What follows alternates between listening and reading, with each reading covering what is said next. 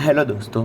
आज जैसे कि मैंने इसके पहले वाले लेक्चर में आपको बताया था कि आज हम पढ़ नॉर्मल रिएक्शन और जो स्प्रिंग फोर्स है वो हमारा बाकी था। ठीक है। बेसिकली हम ये दो आज करने वाले हैं। इसके पहले वाले वीडियो की लिंक मैं नीचे डिस्क्रिप्शन में डाल दूँगा। तो अगर दोस्तों आपने अगर ये मेरे इसके पहले वाला वीडियो नहीं देखा है फ्री बॉडी डायग्राम पे जो था, तो प्लीज़ उसको जाके देखिए। आज बेसिकली हम नॉर्मल रिएक्शन, स्प्रिंग फोर्स और कुछ एफबीडीज़ की बात करेंगे। मतलब कुछ क्वेश्चंस करेंगे, इलस्ट्रेशंस करेंगे थोड़े, और मैं आपको थोड़े बताऊंगा कि कैसे हम बेसिकली करते हैं। तो आइए पहले तो हम नॉर्मल रिएक्शन की डेफिनेशन पढ़ते हैं, समझते हैं। बेसिकली मैंने इसमें ना पहले लिख लिया है क्योंकि बाद में वीडियो बहुत लंबा हो जाता है, इसीलिए। ठीक है। तो basically normal reaction, to bodies in contact, मतलब दो बॉडीज़ जबकि कॉन्टैक्ट में हो तब when press each other must apply equal and opposite force on each other। मतलब जैसे कि ये दो बॉडीज़ है, वो हम इसको अगर दबाएंगे तो ये इस पे फोर्स लगाएगा और उतना ही फोर्स ये वाला बॉडी इस पे लगाएगा। ठीक है। ये वाला बॉडी उस इतने, देखो मैं ये बोल रहा हूँ कि अगर ये दो बॉडीज़ है, हम इस पे कुछ फोर्स लगाए तो ये वाला इस पे कुछ वापस लगाएगा और उतना ही फोर्स ये इसको वापस लगाएगा। ठीक है। तो आइए अब हम आगे पढ़ते हैं। क्या बोल रहा है, आगे बोल रहा है this forces constitute a third law action reaction pair. मतलब कि बेसिकली ये तीन लॉज होते हैं एनएलएम के, फर्स्ट, सेकेंड और थर्ड। तो ये थर्ड लॉ पे है action reaction pair. Action reaction pair मतलब कि बेसिकली मैं ये थर्ड लॉ इसके बाद वाले वीडियो में आपको अच्छे से एक्सप्लेन करूँगा। तो अभी आप सिर्फ समझ लीजिए कि ये एक्शन रिएक्शन पेयर होते हैं जब दो बॉडीज़ कांटेक्ट में रखते हैं, एक को हम प्रेस करते हैं उसकी तरफ, तो दोनों नॉर्मल फोर्स एक दूसरे पे ऊपर एग्जर्ट करते हैं, उसको हम नॉर्मल फोर्स बोलते हैं। ठीक है। अभी यहाँ से पढ़ते हैं। If the surfaces of the bodies in contact are frictionless, मतलब अगर फ्रिक्शन नहीं है, वैसे कि जनरली हमारे सिलेबस में फ्रिक्शनलेस की बात करेंगे, मतलब इन दोनों बॉडी के बीच में फ्रिक्शन नहीं है। ठीक है। तो फिर और बाद में this force acts along normal to the surface of the point of the contact, therefore it is known as normal reaction. ठीक है। मतलब ये बोल रहा है कि नॉर्मल मतलब होता है बेसिकली परपेंडिकुलर। तो ये दो बॉडीज है, इसको मैंने दबाया तो ये इस पर ऐसे नॉर्मल लगाएगा, ये इस पे, देखो दोस्तों मैं दिखाता हूँ जूम करके। ये जैसे कि इधर ये दो बॉडीज़ है, तो अगर मैं यहाँ से इसको प्रेस करूँ तो ये इस पर परपेंडिकुलर नॉर्मल लगाएगा। क्या परपेंडिकुलर नॉर्मल लगाएगा? आइए तो हम क्या थोड़ी तीन ऑब्जेक्ट है हमारे पास, उसका हम बनाते हैं नॉर्मल कैसे लगाएगा। देखो दोस्तों, इसके मतलब पहले वाले वीडियो में एफबीडी का जो वीडियो है उसमें मैंने बताया था कि हम ये जो कोई भी ब्लॉक होता है उसका वेट का एफबीडी ऐसे बनाते हैं। दो तरीके बताए थे, वो आप वीडियो में जाके देखिए, लिंक डिस्क्रिप्शन में है। ठीक है।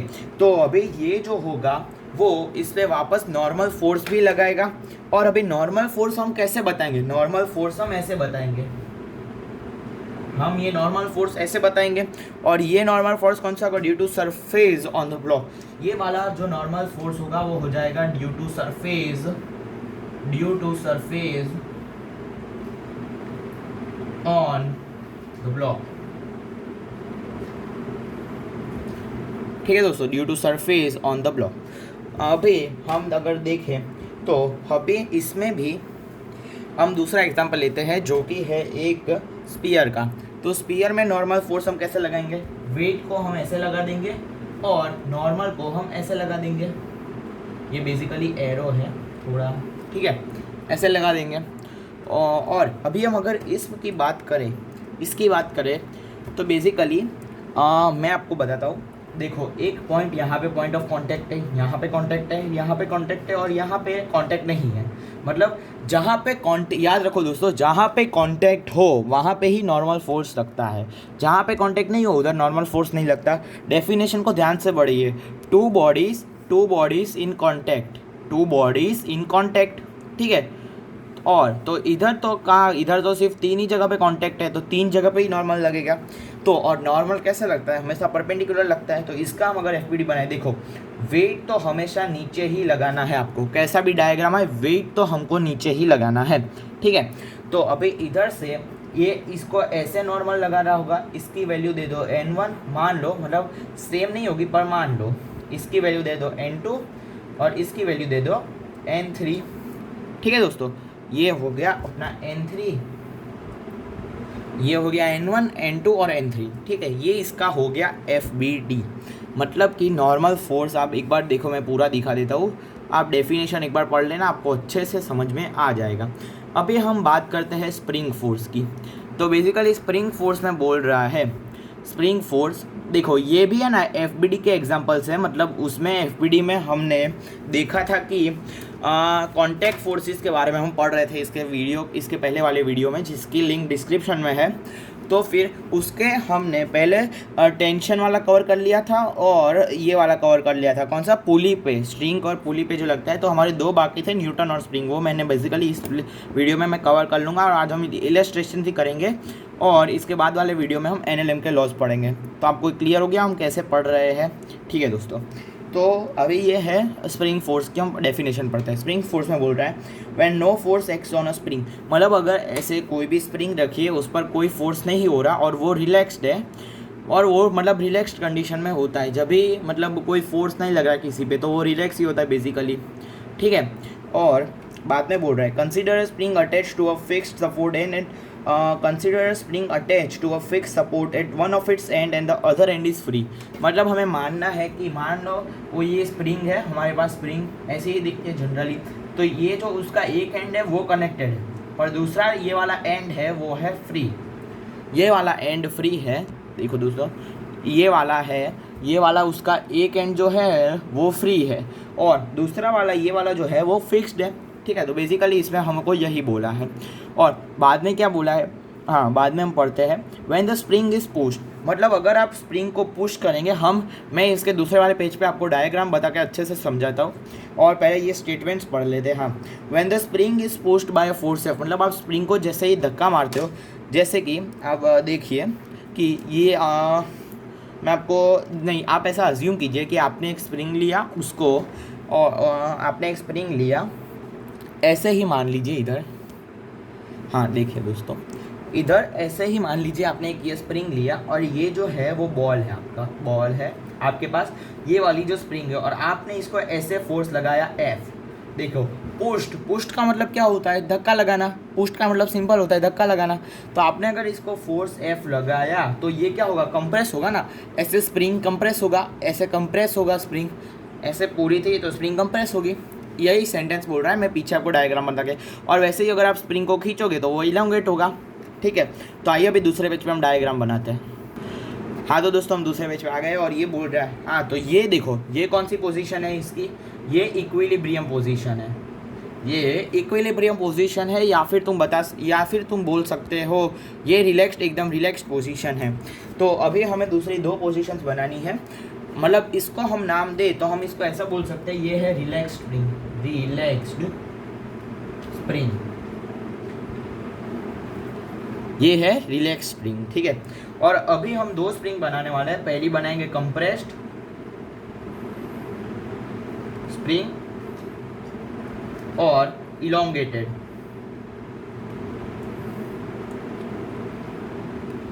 ये तीन स्प्रिंग अभी हम बनाते हैं, ठीक है। तो बेसिकली अभी हम जब कंप्रेस करेंगे तो ये हो जाएगा, बेसिकली हम अगर कंप्रेस करेंगे तो वो ऐसी दिखने लगेगी। तो ये डिस्टेंस मान लो, ये डिस्टेंस तुम्हारा हो गया x, और जब हमने इसको इधर हमारा हाथ है, मतलब अभी तो मैं ड्रॉ कर ही लेता हूँ, ऐसे छोड़ो, ये हमारा हाथ है और हमने इसको कंप्रेस किया x से।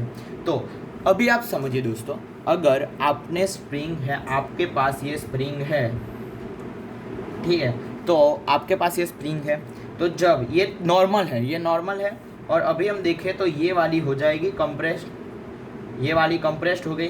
तो यहाँ पे आपने कुछ फोर्स लगाया होगा, ये थोड़ी बड़ी कर देता हूँ तो ये लगेगा कंप्रेस्ड है, वरना दोनों सेम बन गई थी, ठीक है। तो ये वाली आपने कंप्रेस्ड कर ली, कितने डिस्टेंस से, x डिस्टेंस से, ठीक है, x डिस्टेंस से कंप्रेस कर ली, ये डिस्टेंस है, ये x है।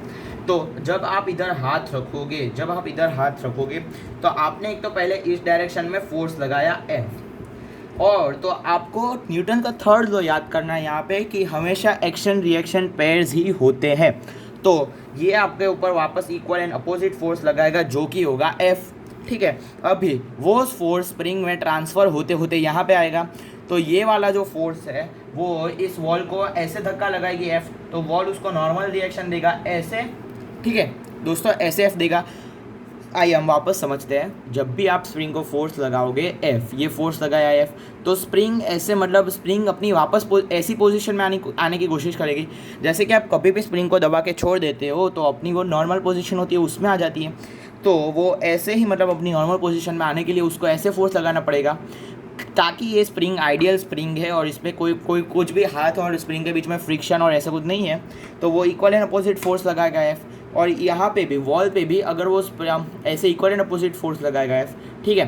तो यहाँ पे हमने ऐसा बना दिया। पर जब अभी हम अगर उसको इलोंगेट करें, मतलब ये कंप्रेस स्प्रिंग हुई ना, ये कंप्रेस हुई स्प्रिंग, तो अभी हम इलोंगेटेड स्प्रिंग बनाए तो कैसी बनेगी,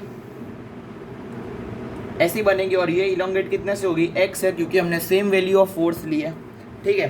तो अभी अगर जब आप इस स्प्रिंग को खींच रहे हो, जब भी आप यहाँ पे स्प्रिंग को खींच रहे हो तो आप ऐसे फोर्स लगा रहे होंगे। तो ये फोर्स कौन सा होगा, फोर्स बाय हैंड, मतलब फोर्स बाय हैंड, मतलब आप हाथ से force by hand on spring, मतलब आप हाथ से स्प्रिंग पे फोर्स लगा रहे हो और स्प्रिंग भी आपके हाथ पे इक्वल एंड अपोजिट फोर्स लगाएगी। ये कौन सा होगा, force by spring on hand, ये हो जाएगा force by spring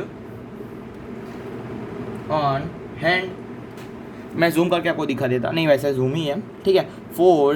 force by spring on hand, ये यहाँ पे फोर्स होगा, ठीक है। अब वैसे बेसिकली हम यहाँ पे बनाना चाहें, यहाँ पे क्या कंडीशन होगी, ये कंडीशन में यहाँ पे ड्रॉ की हुई है बेसिकली नीचे। तो मैं आपको यहाँ पे ही बता देता हूँ। ये वाला जो एफ था, याद करो दोस्तों, ये वाला नीचे जो ये मैंने अभी सर्कल किया, ये वाला जो एफ था, ये वाला एफ कौन सा था, ये वाला एफ था, ये फोर्स हो जाएगा force due to spring on hand, क्योंकि इसमें आप धक्का लगा रहे हो तो वो अपनी पोजीशन में आना चाहेगी, तो वो मतलब आपको सामने धक्का लगाएगी, ठीक है। तो और ये हो जाएगा आपने force due to hand on spring, मतलब ये तो आपने खुद लगाया। आप दोस्तों थोड़ा आप अभी वापस इस चीज़ को समझिए, मतलब वीडियो को वापस पीछे लीजिए और एक बार समझिए, आपको समझ में आ जाएगा। कुछ ऐसा कुछ हार्ड टॉपिक नहीं है, सिर्फ थोड़ा अंडरस्टैंडिंग चाहिए इसमें, अच्छे थोड़ी अंडरस्टैंडिंग चाहिए, ठीक है। कंप्रेशन और इलोंगेशन अभी मैंने बता दिया। अभी मैं दूसरे पेज पे आपको, नहीं वैसे यहाँ पे भी मैं करवा सकता हूँ, अभी हम थोड़े इसके इलस्ट्रेशंस करेंगे, ठीक है। तो अभी मैं आपको एक क्वेश्चन देता हूँ।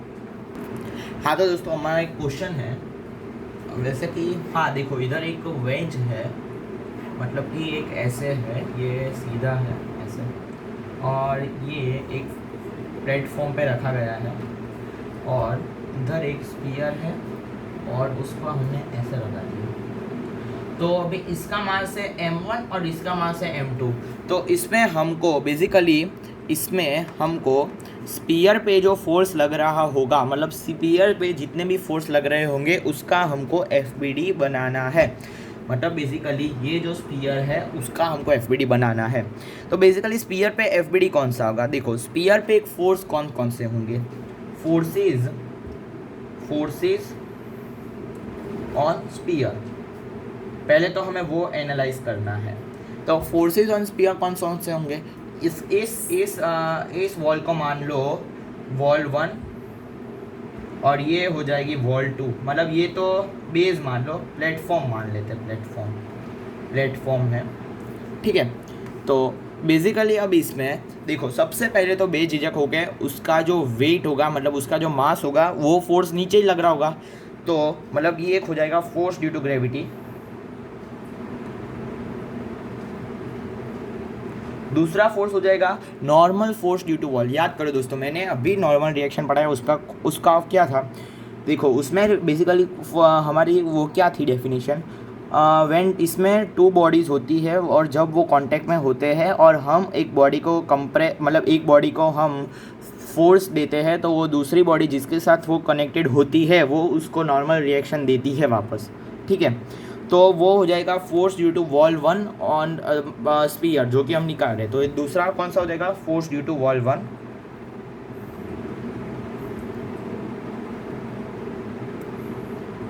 ठीक है।